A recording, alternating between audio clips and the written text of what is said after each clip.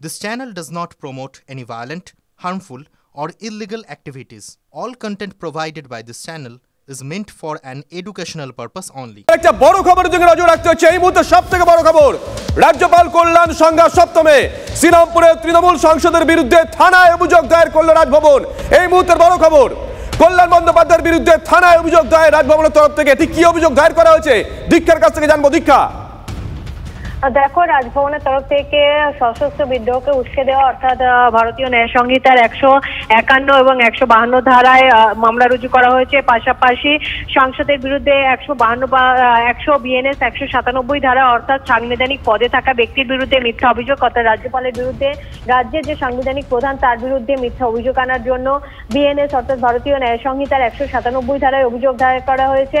পাশাপাশি সামাজিক সম্প্রীতি নষ্টের অভিযোগ অর্থাৎ ভারতীয় ন্যায় সংহিতার ধারা 196 এর এ এবং বি ধারায় মামলা রুজু করা হয়েছে এবং পাশাপাশি জনমতে আতঙ্ক সৃষ্টি করা বিএনএস অর্থাৎ ভারতীয় ন্যায় সংহিতার ধারা 353(1)(বি) এবং 353(1)(সি) এবং 353(2) এর ধারায় মামলা রুজু করা হয়েছে।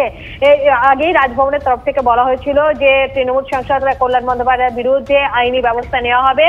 অবশেষে রাজভবনের তরফ থেকে আজকে হেয়ারস্ট্রিট থানায় একটা মামলা রুজু করা হয়েছে এবং এই যে ধারাগুলি আমরা বললাম সেই কটি ধারাতেই মামলা রুজু করা হয়েছে বলে আমরা এখনো এই মুহূর্তে নিঃসন্দেহে বড় খবর, অত্যন্ত বড় খবর, রাজ্যপাল কল্যাণ সংঘাত সপ্তমে উঠেছে। শ্রীরামপুরের তৃণমূল সাংসদের বিরুদ্ধে থানায় অভিযোগ রাজভবনের তরফ থেকে। হেয়ারস্ট্রিট থানায় কল্যাণ বন্দ্যোপাধ্যায়ের বিরুদ্ধে এফআইআর করা হয়েছে। হেয়ারস্ট্রিট থানায় কল্যাণ বন্দ্যোপাধ্যায়ের বিরুদ্ধে রাজভবনের তরফ থেকে এফআইআর দায়ের করা হয়েছে।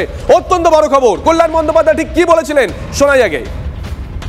রাজ্যপালকে আগে বলুন যে রাজ্যপালের ভবনে যেন বিজেপির সমস্ত ক্রিমিনালদের যেন রাজভবনে না রাখে। ওই রাজভবনে বসে ক্রিমিনালদের রাখছেন আর সবাইকে একটা করে বন্দুক দিচ্ছেন আর বোমা দিচ্ছেন, মেরে এসো তৃণমূলের লোকেদের। আপনি আগে সব এগুলো বন্ধ করুন।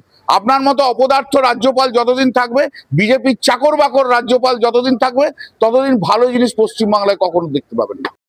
কল্যাণ বন্দ্যোপাধ্যায়ের এই মন্তব্য, তারপরে রাজভবনের তরফ থেকে কি কি অ্যাকশন নেওয়া হয়েছে পুরোটাই আপনাদেরকে আমরা দেখিয়েছি। গতকাল আপনাদেরকে আমরা দেখিয়েছিলাম স্নিফার ডগ, সেই ডগ পৌঁছে গেছিল এবং শুধু তাই নয়, রাজ্যপাল দাঁড়িয়েছিলেন, টেবিলের ওপর স্নিফার ডগ উঠেছিল, সেই ছবি গোটা বাংলা কালকে দেখেছিল।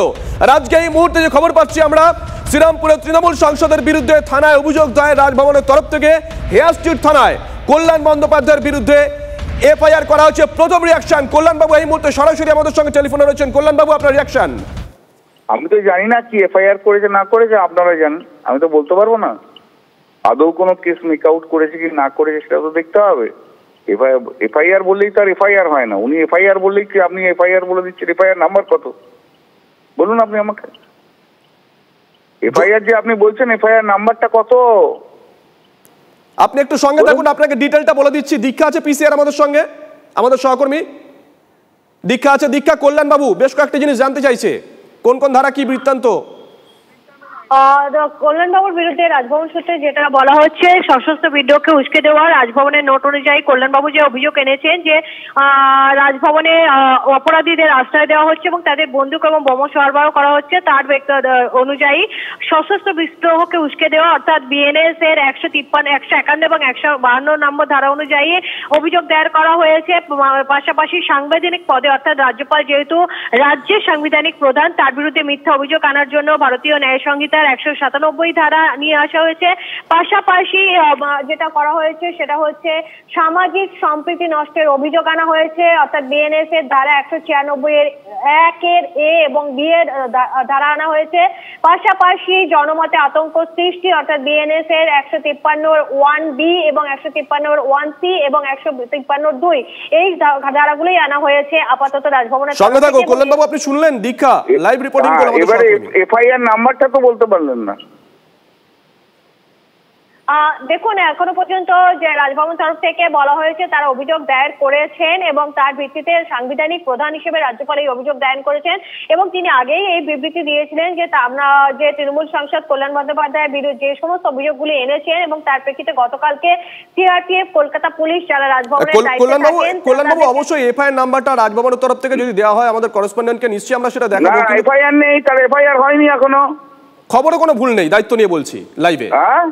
খবরে কোনো ভুল নেই, আপনার রিঅ্যাকশনটা প্লিজ। না, খবরে ভুল হওয়াটা একটা চিঠি দেওয়া মানে এফআইআর নয় কিন্তু।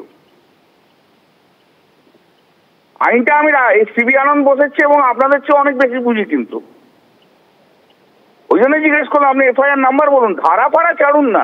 আচ্ছা বেশ, ধারা অ্যাপ্লাই করে কিনা সেটাও তো দেখবো। সিবি আনন্দ বসতে ছাড়বো নাকি আমি?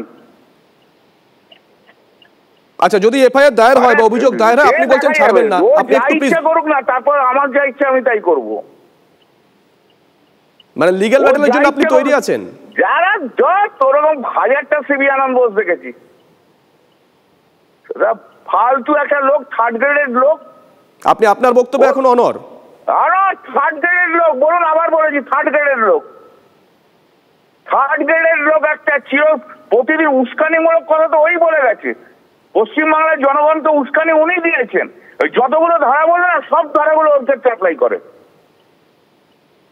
মানে আপনি এখনো পর্যন্ত ওর ক্ষেত্রে অ্যাপ্লাই করে, জান ওকে বলে জান। আপনাদের সঙ্গে তো বেশ ভালো, খুব ভালো পীড়িত আছে ওদের, TVN9 তো ভালো পীড়িত আছে, জান ওকে বলে দেবেন, জান বলেছি আমি, জান।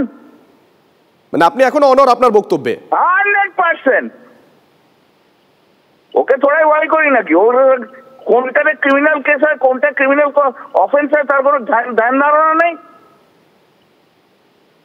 দল তো আপনার পাশে নেই কল্যাণ বাবু।